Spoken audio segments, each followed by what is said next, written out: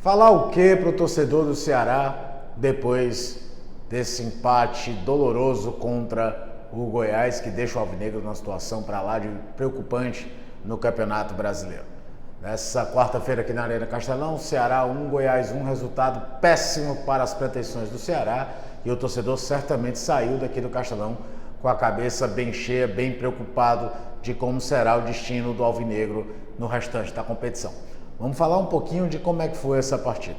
Para o jogo, o Lúcio Gonzalez veio com uma novidade, escalou a equipe com uma linha de 3 zagueiros, trouxe o Lucas Ribeiro para jogar junto ao Lacerda e ao Luiz Otávio jogando na sombra, só que não era bem um 3-5-2, era muito mais um 3-4-3, com o Vitor Luiz, o Nino Paraíba, Castilho e Richardson, Vina mais pelo lado direito, Mendonça do lado esquerdo e o Jô jogando mais à frente como uma espécie de pivô. Verdade que o Vina vinha muito circular para fazer essa linha de 5 no meio de campo e o Mendonça tendo mais liberdade para ser o segundo atacante ao lado do Jô. Era mais ou menos essa a ideia. O jogo no primeiro tempo, no começo mais sem grandes emoções, na bola parada o Ceará tem uma chance fantástica em que na cabeçada do Jô o Tadeu faz uma defesa espetacular, depois uma ou outra jogada, situação de ataque interessante. Se não sofria tanto na defesa, era o time que controlava mais as ações ofensivas.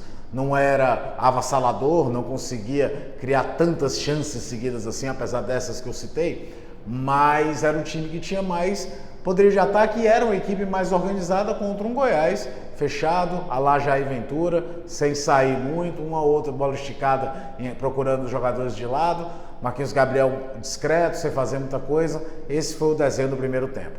Volta do intervalo, com menos de 2 minutos, uma jogada de aproximação do Vina com o Jô tenta devolver para o Vina, na sobra o Mendonça faz 1-0 para o Ceará e parecia ser um grande alívio. Primeiro, por marcar mesmo o gol, né, extravasar o torcedor. Segundo, porque você força o Goiás a sair de uma zona de conforto, ia sair e a equipe talhada, jogando principalmente com o Mendonça do lado esquerdo e o Nino Paraíba tendo 3 zagueiros para jogar do lado direito solto como um ala mesmo, era por ali que o Ceará poderia criar mais situações. O problema é que o Ceará não pôde nem aproveitar isso.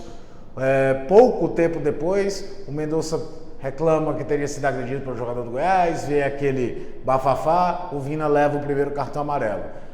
A jogada vai para um escanteio a favor do Ceará, nada do Vina ir para o escanteio, fica discutindo com o árbitro, parece que pede, né? É uma coisa que não dá para entender, o jogador parece que não sente que o árbitro não está muito afim de ficar ouvindo, pá, cartão vermelho.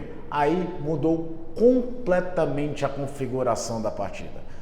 Vina sai, Ceará fica com um jogador a menos e num primeiro momento o Jair Ventura já saca o jogador de meio de campo, coloca o Nicolas para ter um segundo atacante junto com o Pedro Raul para tentar encurralar mais o Ceará e começa a encontrar muito espaço, porque se o Vitor Luiz ficou um pouco mais preso do lado, o Nino era a válvula de escape, continuava muito aberto e o Goiás encontrava muito espaço pelo lado direito da defesa do Ceará. Poderia ter empatado o jogo antes jogando por ali. Só que o Ceará, a trancos e barrancos, com o João Ricardo, com a linha de 3 zagueiros, conseguia neutralizar e parecia que ia conseguir levar o resultado para casa.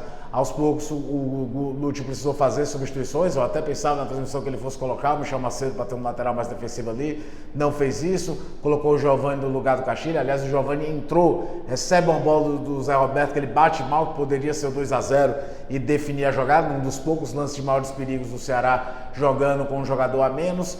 O Zé Roberto, que já tinha entrado no lugar do Jô, né, natural, até o Mendonça sai para entrar o Lima, perde-se em velocidade, mas a ideia de ter alguém que prendesse mais a bola. E, repito, depois daquela pressão maior que o Goiás teve até os 35, mais ou menos, o Ceará até conseguia neutralizar. Só que quando tudo está dando errado, parece que o mundo conspira contra. Um chute despretensioso do Felipe Bastos, o Nicolas está atrás do zagueiro do Lacerda, a bola vira um passe para o Nicolas empata o jogo. Ainda teve uma discussão ali de VAR, muito tempo para confirmar o gol do Goiás, mas acabou que a arbitragem confirmou e o Goiás arranca um ponto do Ceará aqui, melhor, né? Tira 2 pontos do Ceará, que olha cada vez mais preocupação o risco de rebaixamento. Até hoje, quando fez um jogo correto no primeiro tempo, nada de espetacular, mas correto, e consegue abrir o placar, algum fator mexe com o Ceará e hoje não dá absolver, tem muito na conta do Vina, uma expulsão boba e infantil. É até pior do que aquela do jogo contra o Flamengo, em que ele mandou o árbitro tomar suco de caju e os árbitros não estão mais aceitando esse tipo de xingamento.